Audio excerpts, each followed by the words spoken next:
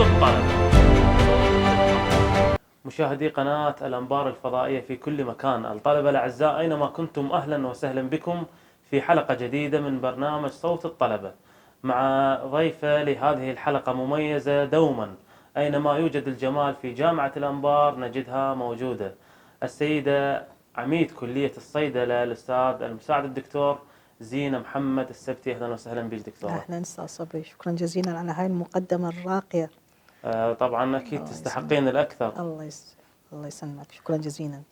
دكتورة، في بداية الحديث قبل لا ندخل في كلية الصيدلة، نعم. نحب نعرف بطاقتك الشخصية. أنا الأستاذ المساعدة الدكتورة زينة محمد حسن السبتي، دكتوراه بورد طب وجراحة العيون من المجلس العراقي للاختصاصات الطبية، تدريسية في كلية الطب، وشغلت منصب مدير قسم ضمان الجودة في رئاسة جامعة الأنبار، وحاليا أعمل كعميد كلية الصيدلة. إن شاء الله بالتوفيق الدائم. طبعا دائما نشوفك موجودة في مهرجانات المرأة، في تنظيمها، في مجلة المرأة. شوي تكلمين عن هذا الأمر. موضوع المرأة والاهتمام بالمرأة هاي من ضمن اهتمامات رئاسة الجامعة واهتمامات السيد رئيس الجامعة، اللي إنه الأستاذ الدكتور خالد بتال النجم، إنه المرأة تأخذ موقعها الفعلي في الجامعة وفي المجتمع. وكانت الفكرة هي قبل سنتين إنه تشكيل لجنة خاصة بشؤون المرأة، تسمى لجنة شؤون المرأة، وعملت هاي اللجنة على مدى سنتين كثير من الإنجازات، منها الندوات والدورات، وأيضا لم يقتصر عملها على مستوى الجامعة وإنما على المجتمع وزيارة المدارس، وإقامة مهرجان سنوي للمرأة في يوم المرأة العالمي يوم 7/3 على مدى سنتين، وتكريم الموظفات والتدريسيات المتميزات في الجامعة، وإقامة الحملات الصحية والتوعوية لموظفات وتدريسيات الجامعة. شكرا طبعا على هاي المبادرة، وإن شاء الله التوفيق والنجاح الدائم. دكتورة، خلينا نبدأ بموضوع كلية الصيدلة حصرا. خطة القبول السنة شفناها توسعت أكثر. طلبة المرحلة الأولى ونظام المقررات، يعني هذا الشيء إيجابي. الموازي أيضا السنة أعداد الطلبة، هذا الشيء إيجابي للطلبة أو للكلية؟ موضوع القبول هذه السنة كان خارج التوقعات. يعني خطة قبول الكلية هي 70 طالب، احنا اللي وصلنا حاليا 186 طالب، فيعني كان الضعف وأكثر. نعم. من ناحية أنه استيعاب الكلية لهذا العدد من الطلبة، واجهنا مشكلة كون الكلية صغيرة، وكون عدد القاعات اللي بها قليل، واستيعاب القاعة للطلبة هم يكون قليل. الكادر التدريسي الكادر التدريسي أيضا قليل. إحنا مشكلتنا إنه هي كلية الصيدلة عدد الصيادلة التدريسيين من الصيادلة إنه أيضا قليل. الكلية الصيدلة قائمة على تدريسيين من خريجي كليات العلوم والتربية وخريجي الصيدلة. عدد الصيادلة، عدد حملة الألقاب العلمية، عدد حملة الدكتوراه قليل جدا بالكلية، اللي هي هذه شوية من المعاناة اللي نعانيها بالكلية، واللي هي في خطة الكلية المرسومة بالمستقبل إنه راح نحاول إن نتجاوز هذا المشكلة هاي الموجودة بالكلية. العدد ما كان متوقع إنه راح يوصل العدد هذا بالنسبة لطلبة المرحلة الأولى. طبعا احنا أخذنا إجراءاتنا، تم تقسيم طلبة المرحلة الأولى إلى مجموعتين، بس ظلت هي المشكلة إنه القاعات. بس رئاسة الجامعة استجابت إنه لطلباتنا، وبدأت تهيئ لنا قاعة خاصة للطلبة المرحلة الأولى، وهي تحت التأهيل، وإن شاء الله راح نستلمها خلال شهر. وأيضا راح يصير توسعة للقاعات الموجودة هي حاليا فعليا. يعني قاعاتنا مثل ما قلت لحضرتك هي صغيرة تستوعب 60 طالب، فراح يصير توسعة للقاعات بحيث تستوعب أكثر من هذا العدد. دكتورة، يعني مثل ما نعرف أنه نظام المقررات يحتاج عدد قاعات أكبر. نعم. وإحنا بدنا نتكلم عن أنه جروبين والعدد ما يكفي. نعم. شلون الكلية تقدر تتلافى هذا الأمر بنظام المقررات؟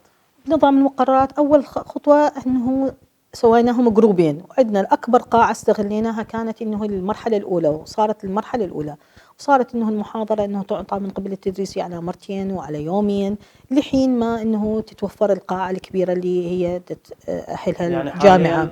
أحدث بعض الإرباك نظام المقررات. طبعا الإرباك الحقيقي الذي يصير في أيام الامتحانات، يعني بأيام المحاضرة ماكو ضرر إنه طالب يجلس بصف زميل الطالب بس من يصير انه فتره امتحانات الطلبه المرحله الاولى، تصور يا استاذ صبري انه انا لازم افرغ القاعات كلها كامله حتى تكون خاصه فقط لامتحانات الطلبه المرحله الاولى، واضطر نسوي جدول خاص للمراحل البقيه بحيث انهم ما ياخذون محاضرات باليوم اللي يصير به امتحان طلبه المرحله الاولى، ويصير يعني يكون تدريسهم فقط بالمختبرات والعملي حتى يتوافق مع يعني هذا الموضوع. بوجهة نظر دكتورة زينة السنة المقبلة ممكن تكون أريحية أكثر من أفضل على التوسعة اللي راح تصير بالقاعات الدراسية وإكمال القاعة الكبرى، راح يصير نوع من الأريحية، ونتمنى أنه العدد هذا يثبت ما يتضاعف في السنة القادمة. مشاهدينا الكرام، فاصل قصير وراجعين مع فقرة صورة وحل، انتظرونا.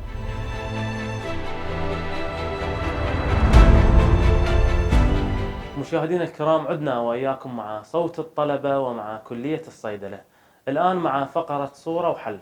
دكتورة، نعرض على حضرتك بعض الصور اللي تخص كلية الصيدلة من خلال الشاشة، شاشة صوت الطلبة والأنبار الفضائية، ونحب نتكلم عنها بشيء مختصر.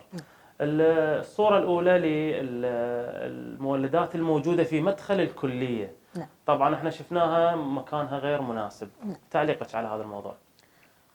طبعا بس أريد أنوه على شغلة تخص كلية الصيدلة. مساحة كلية الصيدلة هي صغيرة، يعني إحنا ما عندنا مساحات كبيرة بالكلية، يعني حضرتك جيت وافتريت وأخذت صور كثيرة للكلية.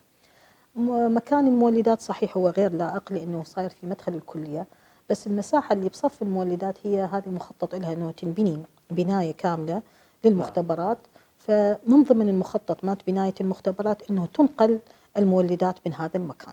يعني إن شاء الله نتأمل أنها تكون بمكان آخر إن شاء الله. الصورة الثانية للحديقة اللي صايرة خلينا نقول واقعة بين كلية الطب وكلية الصيدلة. بعض الطلبة يقولون هاي ليش ما تتأهل مثلا، قد يكون ما يعرف منو عائدية هاي المكان. عائديتها لكلية الطب.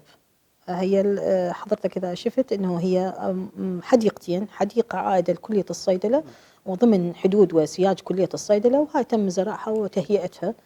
أما الحديقة اللي تتكلم عنها حضرتك الثانية فهي عائدة لكلية الطب. نعم. بس احنا نوضح للطلبة، وبعض الطلبة يدخل الكلية يقول هاي يتمنى انه ليش ما تنزرع ورد وكذا. نعم لكن صحيح، هي العائدية لكلية الطب. واتصور هم كلية الطب في ضمن مخططاتهم انه راح يسووها ايضا حديقة ومصطبات، ومرتبين هذا الشيء حسب علمي. دكتورة، الصورة الأخرى خلينا نقول نسميها ساحة الأنشطة الطلابية. نعم. وشفنا شبكة للطائرة. نعم. شفناها قد يكون متروكة بعض الشيء، يعني هذا نعم. العام الدراسي راح يتم تأهيلها أو راح يكون بناية بهذا المكان، يعني توضيح. هذه سويناها من العام الماضي وهيئناها كملعب للطائرة مثل ما شفت حضرتك، بس توقفنا لأن هذه القطعة الأرض هي الوحيدة الموجودة فارغة عندنا بالكلية، لأن مثل ما قلت سابقا نعم. مساحة كبيرة ما عندنا بالكلية، وصار القرار من أنه من رئاسة الجامعة أنه احتياج الكلية إلى المختبرات، لأن مختبراتنا صغيرة وما تستوعب العدد الهائل اللي موجود من الطلبة. فصارت انه انه من قبل السيد رئيس الجامعه الدكتور خالد بتان نجم اجى زياره للكليه، وصار انه القرار انه تنبني بنايه 3 طوابق مختبرات تبنى على المعايير الجوده العالميه، اضافه الى بيت حيواني يكون موجود ضمن هذه البناية. إن شاء الله هذا شيء إيجابي أكيد. يعني طبعا هذا خطوة للحصول على الاعتمادية، لأن إحنا نسعى ككلية الصيدلة الحصول على الاعتمادية الدولية، وأكو محاولات لهذا الموضوع، ومن ضمن شروط الاعتمادية أنه وجود بيت حيواني ووجود مختبرات حديثة ضمن مساحة ومواصفات خاصة. إن شاء الله التقدم الدائم لهذه الكلية. إن شاء الله. الصورة الأخرى أيضا بنفس الصدد، الحديقة النباتية الطبية. نعم. لفرع العقاقير والنباتات الطبية. نعم. مثل ما نقول إلى أين هذه الحديقة؟ الحديقة هي يمكن كان قبل كم سنة كانت هي بمكان الملعب مالت الطائرة، كانت هاي الحديقة، وأيضا رتبوا بيها بوقتها يعني نباتات وكذا، وبعدين صار بيها إهمال لأن ماكو شخص مختص بإدامة هذه الحديقة. تعرف حضرتك هنا يعني التدريسيين أو الموجودين على بالكلية الدروس العملية يعني؟ لا، يعني الاهتمام بالحديقة يحتاج واحد اختصاص زراعة. نعم. العام الماضي احنا رتبنا هاي حديقة النبات الطبية، صار عندي طلب شخصي من قبل الدكتور محمد عويد من كان عميد كلية الزراعة، وطلبت من دكتورة حنين شرتوح انه هي اختصاص دكتوراه زراعة. جتي اكثر من مرة، أشرفت على زرع هذه الحديقة، حتى جابوا طلاب من عندهم من كلية الزراعة وأساتذة، لأن إحنا ما عندنا خبرة بزراعة هذه النباتات والعقاقير، النباتات الطبية. إحنا نعرف إن شنو أنواع مالتها والفوائدها، بس شو وقت زراعتها، شلون إدامتها، يحتاج اختصاص زراعة. فقدموا لنا مساعدات كثيرة ومشينا بالموضوع. بس هسه احنا في صدد طلب انه يكون تدريس اختصاص زراعي، يكون مسؤول ومشرف على هذه الحديقة. يعني إن شاء الله نشوفها أنه إن ترى شاء الله النور قريبا، وتكون بأفضل قريبا إن شاء الله.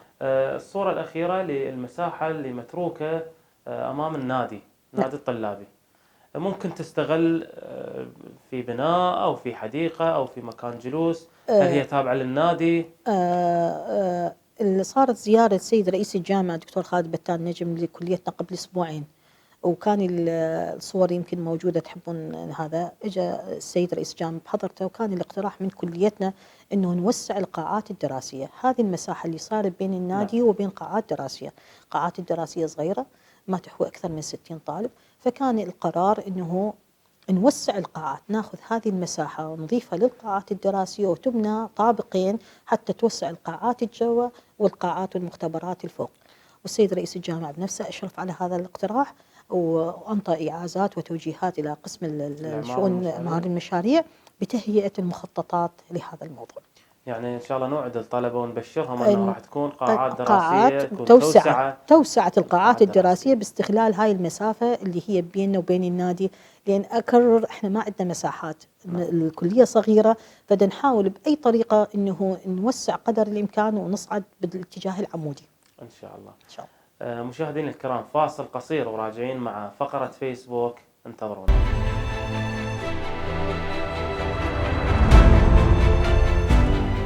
مشاهدينا الكرام، عدنا وإياكم مع فقرة فيسبوك وصوت الطلبة. راح نعرض بعض التعليقات اللي وردتنا على الفيسبوك. نعم. ونتكلم عنها بشيء مختصر. التعليق الأول لبكر الدليمي: عندي سؤال واحد، ليش دكتورة زينة متشددة على الطلاب الصيدلة بخلاف زوجها الدكتور ذاكر محمد عميد كلية الطب؟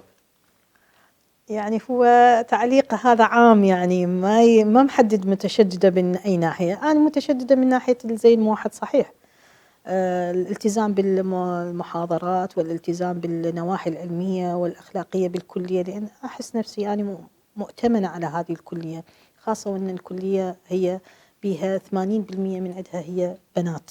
نعم. أكثر نسبة الأولاد قليلين الذكور بالنسبة لنسبة البنات. قد يكون أنا متشددة من هاي النواحي، بس ما أتصور أيضا كلية الطب ودكتور ذاكر أيضا متشددين من هاي النواحي يعني أيضا. كلكم متشددين ضمن التعليمات. نعم. والقانون احنا ما فهمنا مقصد السؤال، مقصد السؤال عام، بس احنا الصوت. بنفس الوقت نعامل الطلبة والطالبات من ناحية يعني عاملهم كأم. أنا يعني بالنسبة لي عامل الطالبات والطلاب اللي يعني حتى من أتكلم وياهم بنتي ابني، وأتصور كلية الطب نفس طبعا كثير من التعليقات وردتنا، وأيضا راح نعرض التعليق الآخر لوايت ياسمين أو الياسمين الأبيض، تقول كاتبة: الله أحبها، مع العلم ما التقيت غير مرة واحدة بها قبل 3 سنوات، بس سبحان الله عليها روح وأخلاق وأسلوب ما شاء الله. يعني أيضا هو كلمات مدح، تستحقين هذا الشيء إن شاء الله نكون عند حسن الظن إن شاء الله. التعليق الآخر لبلال العزي، يقول: ليش الهويات لحد الآن ماكو، راح تخلص السنة وهويات ماكو؟ صحيح، الهويات مال بقية الطلبة كلها موجودة، بس عندنا مشكلة المرحلة الأولى اللي هي صار إنه وين نطبع الهوية، يعني صار عندنا إشكال بهذا الموضوع. ردنا نشتري طابعة خاصة للكلية، وكان عندنا تصفية حسابات، وبعدين ارتئينا انه نطبعها بيم كلية الطب، لان هم عندهم اشتروا طابعة وسووا لنا كتاب لبقية الكليات وعروض. حاليا هي الاسماء مسلمة لكلية الطب حتى يكون هناك يكون طبع يعني الهويات. نوعدهم إن شاء الله خلال طبعا الأسابيع القادمة طبعا والأيام طبعا القادمة طبعا طبعا إن شاء الله. إن شاء التعليق الأخير لإحدى الطالبات تقول ليش الأساتذة يكدسون المحاضرات على الطلاب؟ ليش يعني من كانوا طلاب هم ما يرضون بهذا الأمر؟ ما نعرف احنا اول طبعا اكيد اي طالب لازم اكو محاضرات يعني. أستاذ صبري، هي هذا منهاج، إحنا ماشيين على سيلبس وعلى منهاج وعلى طريقة خاصة. يعني ماكو شيء اسمه تكديس، هو يجي الطالب من الصبح. بالعكس إحنا بالثنتين يعني خلصان الدوام وكلهم رايحين، يعني أكو بعض الكليات تظل للأربعة وللخمسة. نعم. إحنا يعني ماشيين ضمن منهاج وضمن جدول ودروس أسبوعية وضمن هذا. بس هو عادة الطالب يعني يحب انه تكون اريحية شوية بالدوام، قلة بالهذا. يعني مثل ما هسه يعني اولادنا وكذا وهاي يجون يقولون ليش مطينا 5 دروس و6 دروس وكذا، يعني فما اعتبر انه نعم. هذا فد. دكتورة يعني بهذا الصدد ايضا نعم احنا التقينا ببعض الطلبة نعم بالكلية نعم واستمعنا لهم. نعم احد الطلبة او البعض من عندهم قالوا مثلا فرضا امتحانهم ب 23 شيت، نعم اللي الأسئلة تجي على 3 شيتات أو ال20 ماكو منها ولا سؤال، يعني نعم الأسئلة مدى تتوزع على عموم المادة. نعم يعني هل هذا الشيء كعميد كلية الصيدلة نعم. هذا الشيء مقبول بالكلية لا أو لا؟ طبعا هذا ما مقبول، لان هم سياقات وضع الاسئله، اكو تعليمات خاصه بوضع الاسئله، لازم يكون تتوزع الاسئله حسب الماده، ما يصير واحد يعني يخلي اسئله على جزء ويهمل الاجزاء البقيه، لان كلها تعتبر مهمه والطالب كلها المطالب بها. هاي المشكله يمكن صارت بالعام الماضي، نعم. وصارت شكوى من الطلاب وقدرنا نحل الموضوع وتم تشكيل يعني لجنه شنو لهذا الإجراء الموضوع. اللي خلينا نقول يستخدم الطالب بهاي المشكلة يعني؟ لا هم اجوا واشتكوا واتخذنا الاجراء وحاسبنا التدريس اللي صارت على هذه المشكله، وتم يعني حل هذه المشكله. بالنسبه لهذه السنه انه دي يصير تدقيق للاسئله من قبل التدريسين ورئيس الفرع، ومن متابعتنا شخصيا للموضوع الاسئله وترتيبها نعم. من لقاءاتنا المتكرره مع رؤساء الفروع ومع التدريسين. نعم. أيضا بعض الطلبة قالوا ممكن السنة كاملة ندرس عملي نعم ونلقى تراكمات بالمادة النظرية وقت نعم الامتحان. نعم. يعني هنا التقصير من الطالب أو من تنظيم المحاضرات أستاذ بوجهة نظرك صبري، يعني؟ هو كلية الصيدلة لها خصوصية. نعم. كلية الصيدلة ترى هي اعتبار، يعني أقدر أفصل لك إياها، هي مختبرات وكيمياء. يعني الجزء العملي جدا مهم ويوازي النظري. يعني أكو طيب. في بعض الكليات في بعض الأقسام قد يكون النظري عليه الثقل الأكبر والعملي عليه الثقل أقل. إحنا بكلية الصيدلة العملي إلى ثقل أكبر والمختبرات جدا مهمة، إضافة إلى الجزء النظري أيضا مهم. فهي موضوعة مثل ما أكرر أنه هي نعم. موضوع منهاج خاص للطلبة. الساعات النظرية هلقد وعليها هلقد وحدات، والساعات العملية هلقد وعليها هلقد وحدات. يعني هذا الموضوع هذا منظم الموضوع هو. منظم. نعم. يعني أكو سفرات علمية يعني بحكم أنه مخرجات الصيدلة هم لوزارة الصحة، نعم. فأكو مثلا إلى معمل أدوية سامرة أو معامل الأدوية الموجودة بالعراق أو للوزارة نفسها. ما يخفى عنك الوضع الأمني اللي حاليا بالبلد، يعني ما قدرنا نخطو هاي الخطوة صراحة. العام الماضي كانت أكو العامل سفرات. السفرات طلبوا من عندي المسامرة بس ما قدرت، يعني أشوفها صعبة. أنا ماخذة بنات وقلت لك أنا 80% بنات أخذهم مسؤوليتهم، يعني أتحمل مسؤوليتهم نعم. وأخذهم خارج المحافظة لمعمل أدوية سامراء. أو داخل يعني المحافظة خلينا داخل نقول إلى المحافظة ما يعني. عندنا معمل أدوية. أقرب معمل أدوية إنه هو بالمنصور. نعم. ناويين على الكورس الثاني إن شاء الله نقدم الموافقات الأصولية، طلب أصولي من رئاسة الجامعة، إذا وافقت لنا فناخذهم للمنصور. المنصور أقرب شوية لأن هنا نعم. ببغداد، إذا استقر الوضع الأمني وهاي، لأن إحنا يعني ما نقدر نتحمل مسؤولية يعني إنه ناخذ بنات طالبات كليات صيدلة من كافة المحافظات وأعرضهم اللي قد يصير إشكال عليه. نعم. دكتورة، موضوع المرشد الاجتماعي نعم العام كان مفعل تقريبا كل 8 طلاب لهم مرشد اجتماعي. نعم السنة يعني أغلب الطلبة يقولون ما شفنا وجود المرشد الاجتماعي في الفصل الأول. كتوزيع على الورق احنا موزعين كل نعم. طلابة أيضا 8 على مرشد والفعلي؟ اجتماعي. الفعلي عادة احنا نباشر به ورا امتحانات الكورس الأول حتى ناخذ الانطباع من الطلاب على مواد التدريس وعلى مشاكلهم الاجتماعية وكذا. اكو شيء بس ما معلن، يعني مو كل الطلاب، قد يكون دول الطلاب انه اللي قالوا هذا ما يعني ما صارت عندهم تواصل وياهم، بس اكو طلاب احنا متواصلين وياهم. اكو صارت عندنا مشاكل نفسية، مشاكل اجتماعية لبعض الطلاب وقدرنا نحلها عن طريق المرشد الاجتماعي. بس لإحراج الموضوع ما يعلن هذا الموضوع، يعني يكون محرج خلاص الموضوع. وصلت الفكرة للطلبة أنه على بداية الكورس الثاني راح يكون مفعل بشكل أكبر. دكتورة، بعض الطلبة طالبوا بمصور مصور الكلية. نعم. يعني ما موجود مصور بالكلية، وحق يعني للطالب أنه يلتقط صور تذكارية. صحيح. مع الطلبة وزملائه. صحيح، خاصة وإحنا مانعين دخول الكاميرات. هذا موضوع مهم. بس تعرف حضرتك أستاذ صبري، موضوع المصور هو مو تابع للكلية، مو الكلية مخولة بالتعاقد مع المصور. عادة اللي يصير تعاقد مع المصور من قسم من قبل شعبة العقود الحكومية في رئاسة الجامعة، ويصير تعاقد مع مصور واحد ويكون مسؤول عن تصوير كليات المجموعة الطبية. فإحنا ما إجانا لحد الآن أي شيء رسمي من الجامعة إنه يكون مصور خاص. دوركم كعميد كلية الصيدلة ممكن تخاطبون الجامعة بهذا إن شاء الأمر؟ الله إن شاء الله تخاطب الجامعة ونستفهم عن هذا الموضوع إن شاء الله. دكتورة، الدراسات العليا يعني نعم. أكو مطالبات من الطلبة نعم. بالدراسات العليا. هذا طموح الكلية وخطتها المستقبلية في الأعوام القادمة إن شاء الله. شنو اللي يعيقنا إنه نفتح حصة دراسات عليا؟ نعم. هو اللي قلته قبل شوية، ألقاب علمية ما عندي. نعم. حملة دكتوراه ما عندي قليلين. حاليا السيد رئيس الجامعة وافق على 5 من الصيادلة اللي عندنا بالكلية هم حملة الماجستير، أعطاهم أجازات دراسية خارج العراق حتى يكملون الدكتوراه. ننتظر أنه يكملون الدكتوراه خلال 3 سنين 4 سنين، يرجعون عدد من الألقاب العلمية وحملة شهادة الدكتوراه، لأن هذه شروط فتح الدراسات العليا. لازم يكون عندك أستاذ بالأقل، 5 أستاذ مساعد، حملة الدكتوراه هالقد. فإحنا هذا اللي يعيقنا عن هذا الموضوع، يعني فقط عدم توفر الاختصاصات. وأيضا طلبة المرحلة الخامسة طالبوا أنه يعني الاختصاص الدقيق هو الصيادلة. هذا أكو اختصاص دقيق اسمه فامدي، اللي هو هذا إنه المفروض إنه كلية الصيدلة بدل ما تصير 5 سنوات تصير 6 سنوات، والسنة الأخيرة اللي هي السادسة تكون للاختصاص الدقيق، ويكون هذا وهذا اللي طالبوا به. وهذا ما ممكن إحنا هسه نعمله، هذا ضمن موافقات خاصة. نعم. ولا كلية هسه حاليا بالعراق حصلت هاي الموافقة. أكو محاولات من بعض الكليات الأهلية، أيضا كلية الصيدلة في بغداد أيضا حاولت بهذا الموضوع. بس لحد الآن هذه لأن تتعلق بموافقات من 3 وزارات: وزارة التعليم العالي، وزارة الصحة، ووزارة المالية. لأن التوصيف الوظيفي للخريج راح يختلف، يعني الخريج اللي راح يتخرج من كلية الصيدلة 5 سنوات يختلف عن اللي يتخرج من 6 سنوات. نعم. فهذا الموضوع حاليا بين 3 وزارات لحد الآن ما اتخذ قرار حاسم حوله. نعم.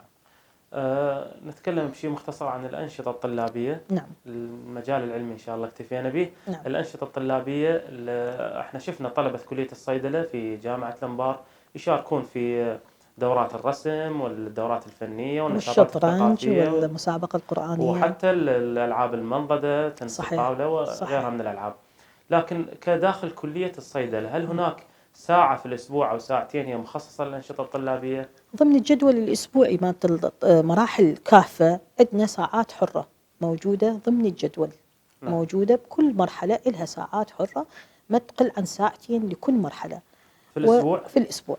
يعني ممكن التدريسيين يأخذون هاي الساعات من الطلبة؟ أبد، في مجال الدراسة ممنوع هذا الشيء. نعم. الساعات الحرة وخليها خلال فترة الدوام، ما نخليها نهاية اليوم الدراسي. نعم. لأن عادة طالب يقول ما عندي شيء وخلصت وراح أطلع. نعم. يعني يمكن طلاب المجموعة الطبية وطلاب الصيدلة من الضغط عليهم بالتدريس والمحاضرات والمختبرات، أكيد يحتاجون متنفس، يحتاجون متنفس. أكو طلاب يأخذون هذا المتنفس ويستغلوه ويجون يريدون يسوون نشاطات، أكو طلاب لا يأخذوه يقول لك أستغله حتى أقعد أقرأ وأخلص من التراكمات اللي عندي وكذا. النشاطات اللي على الطلابية، عندنا نشاطات اللي يشاركون بها طلبتنا على مستوى الجامعة، والحمد لله حتى طلابنا دائما ياخذون مراتب متقدمة، خاصة بالشطرنج حصلنا المرتبة الثالثة، العام بالمسابقة القرآنية حصلنا المرتبة الثانية، أيضا كرة الطاولة. أما النشاطات اللي على مستوى الكلية فعملنا بطولة العميد لكرة الطاولة، وأيضا بطولة شطرنج. دكتورة، نادي القراءة، نعم. احنا طبعا هذا النادي هو متنفس للطلبة. نعم. أيضا ويعني يشمل الكتب الثقافية والفنية. العام اللي لاحظناه أنه يفعل أو يفتح بعد الساعة 1:30 أو 2 نعم. أكثر الخطوط الطلبة خلينا نقول يعني نعم. تغادر الكلية. صح. نتمنى أنه السنة يكون يعني بوقت أقرب من هذا الموضوع. نعم.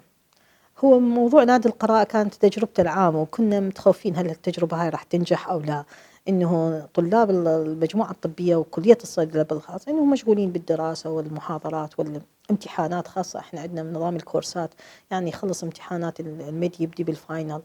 فبدينا موضوع نادي القراءة، وإنه وبدأ ب4-5 طلاب وأكثرهم طالبات. نعم. إنه نعمل، فكان إنه نبديها بالوحدة نهاية الدوام. هالسنة لا، صارت صعب 12 وصارت تم استغلال الفري اورز، ذن الساعات الحرة اللي بالجدول، وكثر العدد، انه بدل ما بدينا من 5 طلاب صاروا هسه حوالي 12 و20 طالب تقريبا. موضوع المرحلة الثانية. نعم. القاعة الدراسية طبعا عددهم 107 طالب. نعم. القاعة بشكلها مو مدرج. صحيح. نعم. متساوي. والداتا شو اللي وصلوه الطلاب قالوا يعني تقريبا من السنة الثالث أو الرابع ما يشوف نص العرض. فممكن يتقسمون أكثر من جروب، ممكن تكون أكو أكثر من شاشة بالقاعة. تقسيمهم الجروبين هسه صعب حاليا، الحين ما نكمل التوسيع مالت القاعات، لأن ما عندنا قاعات، يعني قلت لك نفس المشكلة، إحنا قاعاتنا ما عندنا. نعم. يعني تستوعب هالعدد هذا.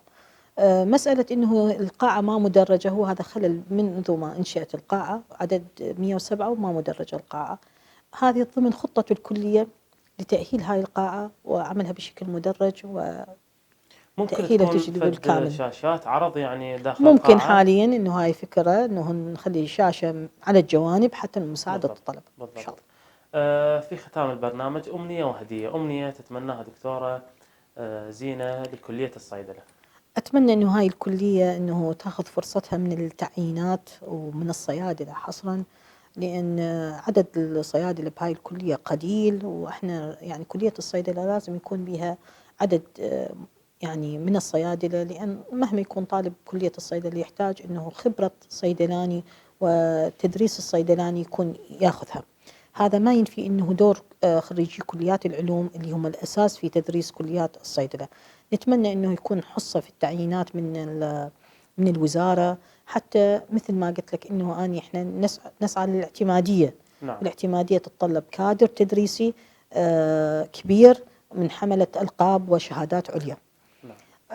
كرئاسة الجامعة يعني استجابوا لهذا طلبنا، وضمن خطة التعيينات القادمة راح يكون أكو حصة لكلية الصيدلة إن شاء الله كهدية. هدية للطلبة ممكن نسوي لهم مهرجان طلابي على بداية الكورس الثاني، حتى لأن أنا اكتشفت أكو كثير مواهب بالكلية الصيدلة بين الطلاب والطالبات. فعلا أكو في الرسم الرسم والشعر والخطابة والأعمال اليدوية والقصة القصيرة. فإن شاء الله بعد ما نستحصل الموافقات الرسمية من رئاسة الجامعة راح يكون مهرجان طلابي مميز، يعني وهي دعوة هاي قسم الإعلام برئاسة الجامعة حتى يكون لك طبعا يعني راح يكون يوم مفتوح للطلبة. إن شاء الله راح يكون يوم مفتوح، ما بي زي موحد إن شاء الله. أهم شيء ماكو زي هذا اليوم. زي موحد إن شاء الله. إلى هنا وصلنا إلى ختام هذه الحلقة من برنامج صوت الطلبة. نلتقيكم في حلقات أخرى من صوت الطلبة. استودعكم الله والسلام عليكم ورحمة الله وبركاته.